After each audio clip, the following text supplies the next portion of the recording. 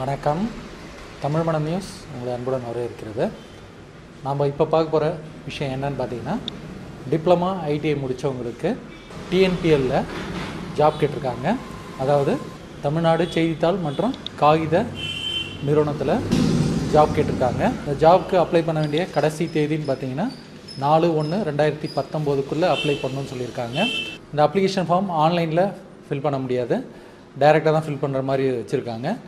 So இதுக்கு செய்ய வேண்டிய மெத்தடுன்னு பார்த்தீங்கன்னா, அப்ளிகேஷன் ஃபார்மை டவுன்லோட் பண்ணி நீங்கள் உங்கள் கையால் ஃபில் பண்ணி அந்த சொல்லியிருக்க அட்ரஸ்க்கு நீங்கள் போஸ்ட் பண்ணணும் அப்படின்னு சொல்லியிருக்காங்க.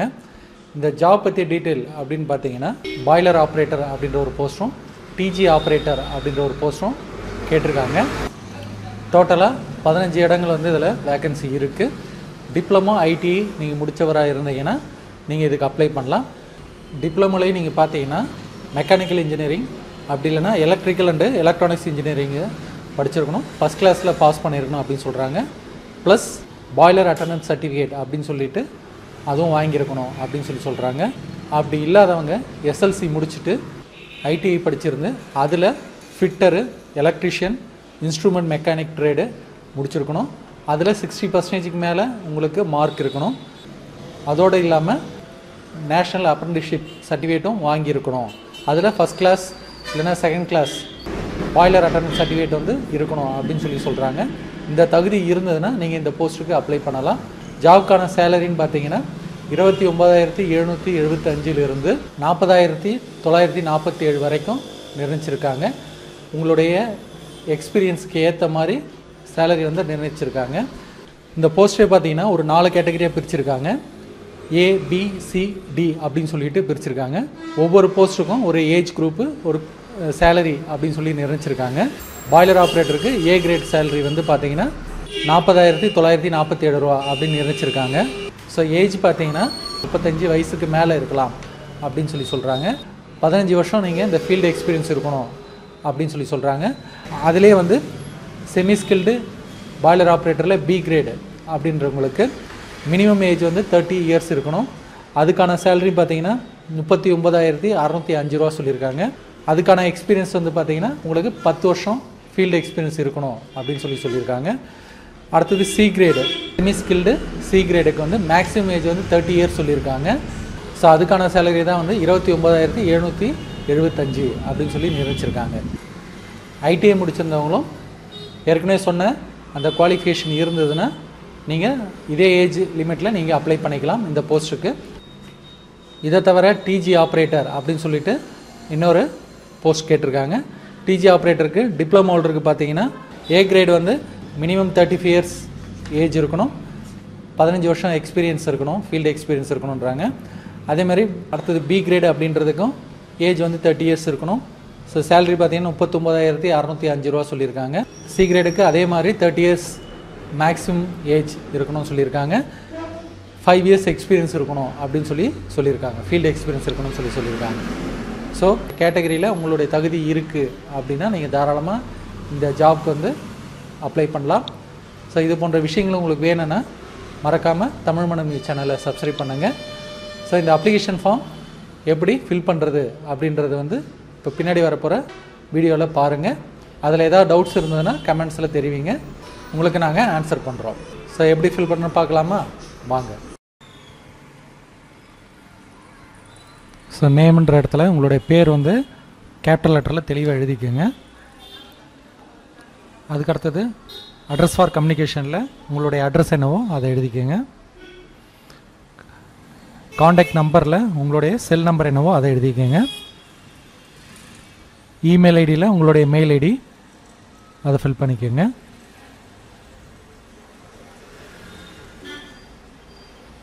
அதுக்கடுத்தது உங்களுடைய வயசு என்னவோ அதை ஃபில் பண்ணிவிடுங்க. டேட் ஆஃப் பர்த்தில் உங்களுடைய பிறந்த தேதி அதை எழுதிட்டு, பிளேஸ் ஆஃப் பர்த்தில் உங்களுடைய இடம், அதுக்கப்புறம் நேஷ்னாலிட்டியில் இந்தியன் அப்படின்றத ஃபில் பண்ணிக்கலாம். ஸ்டேட் இன் இந்தியா அப்படின்றதில் தமிழ்நாடு, அதுக்கப்புறம் உங்களுடைய கேஸ்ட் என்னவோ அது டிக் பண்ணிவிட்டு, இப்போ இவங்க பிசி வராங்க அதனால் பிசி டிக் பண்ணிவிட்டு, அதில் என்ன சப்காஸ்ட்டோ கீழே ஸ்பெசிஃபிக் கம்யூனிட்டி அப்படின்றதில் அவங்களுடைய அந்த கம்யூனிட்டி என்னவோ அதை எழுதிட்டு, ரிலீஜியனில் இந்து அப்படின்னு எழுதியிருக்காங்க. அதுக்கடுத்து பார்த்தீங்கன்னா செக்ஸில் மேல், மேரிட்டல் ஸ்டேட்டஸில் சிங்கிள், மேரேஜ் ஆகாதனால சிங்கிள் போட்டிருக்காங்க. அதுக்கப்புறம் father, husband name, occupation and address அந்த டீட்டெயில் எழுதிடுங்க. டிபெண்ட் பேரண்ட்ஸ் அப்படின்னா எஸ்னா எஸ் எழுதிங்க, இல்லை நோன் போட்டுங்க. அதுக்கப்புறம் லிஸ்ட்டு லாங்குவேஜ் நோனில் உங்களுக்கு என்னென்ன லாங்குவேஜ் தெரியுமோ அதை எழுதலாம். இப்போ இவங்களுக்கு தமிழ், இங்கிலீஷ் தெரியுன்றதுனால ரீட் அண்ட் ரைட்டில் டிக் பண்ணியிருக்காங்க. ஸோ அங்கே இங்கிலீஷ்க்கு நேராக வந்து டிக் போடணும், அவங்க பக்கத்தில் போட்டாங்க தெரியாமல். அதுக்கப்புறம் குவாலிஃபிகேஷன் அப்படின்ற இடத்துல இப்போ என்ன படிச்சிருக்கீங்களோ ஹையஸ்ட்டு குவாலிஃபிகேஷனை மேலே எழுதிட்டு லோயஸ்ட்டு பின்னாடி வரணும். ஸோ அதில் அவங்க பாலிடெக்னிக் முடிச்சிருக்காங்க, அந்த டீட்டெயிலை வந்து ஃபஸ்ட்டு எழுதுகிறாங்க. அதில் மார்க்ஸ் எவ்வளோ எடுத்திருக்காங்க, அதுக்கப்புறம் சப்ஜெக்ட் எந்த சப்ஜெக்ட் மேஜர் சப்ஜெக்ட்டு, அதுக்கப்புறம் பார்ட் டைமாக ஃபுல் டைமாக அப்படின்றத இதில் எழுதுகிறாங்க. ஸோ அதுக்கடுத்தது பார்த்தீங்கன்னா எக்ஸாம் பாஸ்ட்டில் +2 முடிச்சது. ஸோ அதுக்கான டீட்டெயில், கிளாஸ் என்ன கிளாஸு, பர்சன்டேஜ் என்ன பர்சன்டேஜ் எடுத்திருக்காங்க, ஸ்கூலில் படித்தாங்கன்றது எழுதுகிறாங்க. அதுக்கப்புறம் இயர் ஆஃப் பாசிங் எந்த இயர், +2 HSC போட்டு அது ஃபுல் டைம் அப்படின்னு சொல்லி போட்டிருக்காங்க. அதே மாதிரி 10th என்ன கிளாஸு, எவ்வளோ பர்சன்டேஜ், எந்த ஸ்கூல் படிச்சிருக்காங்க, இயர் ஆஃப் பாசிங், அதுக்கப்புறம் SLC, அதுக்கப்புறம் ஃபுல் டைம் அப்படின்னு சொல்லி போட்டு so have you been involve in any criminal கேஸில் நோ அப்படின்னு சொல்லி போட்டிருக்காங்க. ஸோ நெக்ஸ்ட் பேஜில் எம்ப்ளாய்மெண்ட் ஹிஸ்ட்ரியில் உங்களுடைய எக்ஸ்பீரியன்ஸு அதை டீட்டெயிலாக ஃபில் பண்ணணும். அந்த டீட்டெயிலை ஃபஸ்ட்டு ஒர்க் பண்ண கம்பெனி என்ன, எந்த டேட்லேருந்து எந்த டேட் வரையும் ஒர்க் பண்ணியிருக்காங்க, டோட்டல் பீரியடு ஆஃப் ஒர்க்கிங் என்ன ஒர்க் பண்ணியிருக்காங்க அப்படின்ற டீட்டெயிலும், என்ன சேலரி வாங்கியிருக்காங்க அப்படின்ற டீட்டெயிலும் ஃபில் பண்ணுறாங்க. அதே ஆர்டரில் செகண்ட் கம்பெனியில் ஒர்க் பண்ண டீட்டெயில்ஸை ஃபில் பண்ணுறாங்க.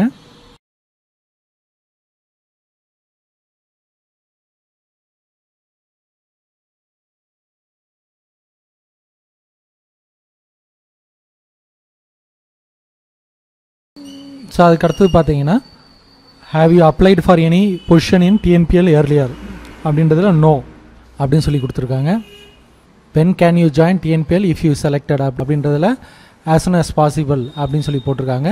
can you refer to your employers அப்படின்றதுக்கு நோ அப்படின்னு கொடுத்துருக்காங்க ப்ரெசண்ட்டுக்கு. ப்ரீவியஸ்க்கு எஸ் கொடுத்துருக்காங்க, அது உங்கள் விருப்பம் எப்படி இருக்கோ அப்படி போட்டுக்கலாம். அதுக்கடுத்து have you any relatives is working in TNPL கேட்டதுக்கு நோ. அப்புறம் ரெஃபரன்சஸ்க்கு நோ கொடுத்துருக்காங்க. எம்ப்ளாய்மெண்ட் எக்ஸ்சேஞ்ச் எந்த பிளேஸ் அப்படின்றதுக்கு அந்த பிளேஸும் ரிஜிஸ்ட்ரேஷன் நம்பரும் கொடுத்துருக்காங்க. அதுக்கப்புறம் சிக்னேச்சர் ஆஃப் த அப்ளிகண்ட்டில் சைன் பண்ணிவிட்டு பிளேஸும் டேட்டும் ஃபில் பண்ணணும். அப்ளிகேஷன் ஃபார்ம் ஃபில் பண்ண பிறகு நீங்கள் அட்டாச் பண்ண வேண்டிய ப்ரூஃப்லாம் என்னென்னு பார்த்தீங்கன்னா டேட் ஆஃப் பர்த்தோட ஜெராக்ஸ் காப்பி, டேட் ஆஃப் பர்த்னா 10th +2 அதோட ஜெராக்ஸ் காப்பி இருந்தாலே போதும். இல்லை பர்த் சர்டிஃபிகேட் இருந்தால் அந்த ஜெராக்ஸ் காப்பி சப்மிட் பண்ணிக்கலாம். அதுக்கப்புறம் community certificate xerox copy, education qualification என்னென்ன படிச்சிருக்கீங்களோ அதோட ஜெராக்ஸ் காப்பீஸு, அப்புறம் கிளாஸ் பர்சன்டேஜ் ஆஃப் மார்க்ஸ் கொடுத்துருந்தாங்கன்னா அதுக்கான ஜெராக்ஸ் காப்பி, எக்ஸ்பீரியன்ஸு இருந்ததுன்னா அந்த டீட்டெயிலு, பேஸ்லிப்போட ஜெராக்ஸ் காப்பி, அதுக்கப்புறம் உங்களுடைய பயோடேட்டா ஃபார்மும் ஃபில் பண்ணி அனுப்பணும். இதில் ஏதாவது டீட்டெயில்ஸ் கம்மியாக இருந்ததுன்னா ரிஜெக்ட் பண்ணிவிடுவாங்க அப்படின்னு சொல்லியிருக்காங்க. ஸோ அப்ளிகேஷன் ஃபார்ம் ஃபில் பண்ணி அனுப்ப வேண்டிய லாஸ்ட் டேட் அப்படின்னு பார்த்தீங்கன்னா 4/1/2019 அந்த டேட்குள்ளே இந்த ஃபார்மை ஃபில் பண்ணி அனுப்பணும் அப்படின்னு சொல்லியிருக்காங்க. ஸோ எந்த அட்ரஸ்க்கு அனுப்பணுன்னா chief general manager HR, Tamil Nadu newsprint and papers limited, Kagithapuram 639136, Karur district, Tamil Nadu அப்படின்ற அட்ரஸ்க்கு அனுப்பணும்னு சொல்லியிருக்காங்க. தமிழ்நாடு செய்தித்தாள் மற்றும் காகித நிறுவனத்தில் ITI டிப்ளமோ ஹோல்டருக்கு கேட்டிருந்த ஜாப் வேகன்சிஸ்க்கு அப்ளிகேஷன் ஃபார்ம் எப்படி ஃபில் பண்ணணும் அப்படின்றத பார்த்தீங்க. உங்களுக்கு யூஸ்ஃபுல்லாக இருக்கும்னு நினைக்கிறோம். உங்களுக்கு இதில் ஏதாவது டவுட்ஸ் இருந்ததுன்னா கமெண்ட்ஸில் தெரிவிங்க, அதுக்கு நாங்கள் ஆன்சர் பண்ணுறோம். மீண்டும் ஒரு வீடியோவில் வந்து சந்திப்போம். நன்றி, வணக்கம்.